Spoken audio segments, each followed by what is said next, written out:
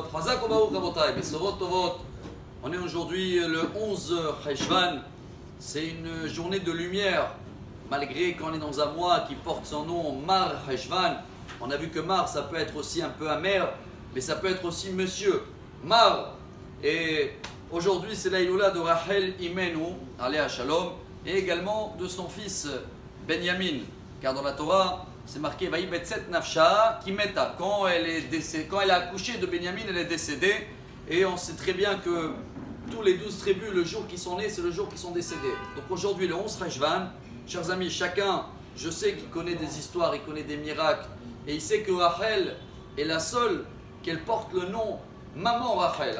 Même à l'époque de Rabin, quand on devait rendre la ville de Bethléem pour les Palestiniens, et Menachem Porouche, c'était un ministre, il a pleuré toute la nuit devant le bureau de Rabin en le disant « Une maman ne peut pas abandonner, car c'est grâce à elle qu'on est sorti d'exil. » Et aujourd'hui, on va essayer de comprendre, prendre quelque chose, exemple sur Rachel, que peut-être nous sommes capables aussi de le faire.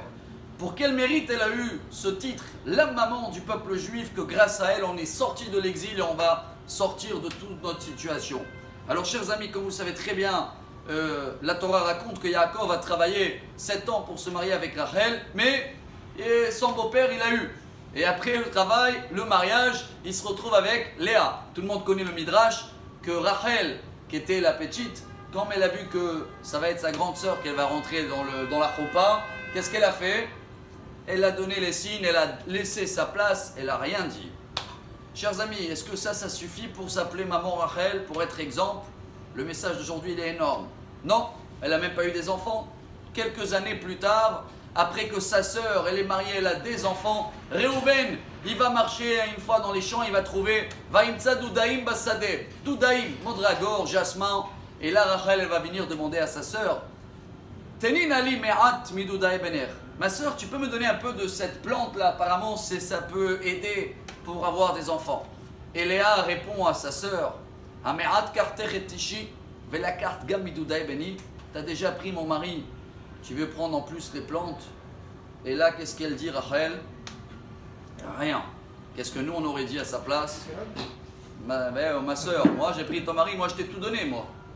Mais comme à ce moment-là, elle a confirmé que c'est la même Rachel d'avant, c'est la même Rachel d'aujourd'hui, elle a eu le titre la maman d'Israël. Pourquoi c'est très beau? Parce que l'année dernière, quand on a partagé ça, on a dit en mathématiques, quand je mets un point dans le tableau et je te demande de faire passer un trait, tu peux le passer dans tous les côtés, non? En haut, en bas, à droite, à gauche. Mais dès que je te mets 2 traits dans le tableau, ça y est, la ligne elle est droite. Qu'est-ce qu'on apprend de Rachel aujourd'hui qu'on doit copier, chers amis?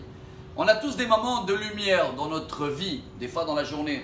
Des moments où tu fais quelque chose, mais ça ne suffit pas de faire des fois quelque chose de grand pour être quelqu'un de grand. Non, tu vas avoir ce qui s'appelle en français un déjà-vu, c'est ça? Déjà-vu. C'est quoi déjà-vu? Tu as des fois une autre situation où tu as l'impression de connaître cette situation.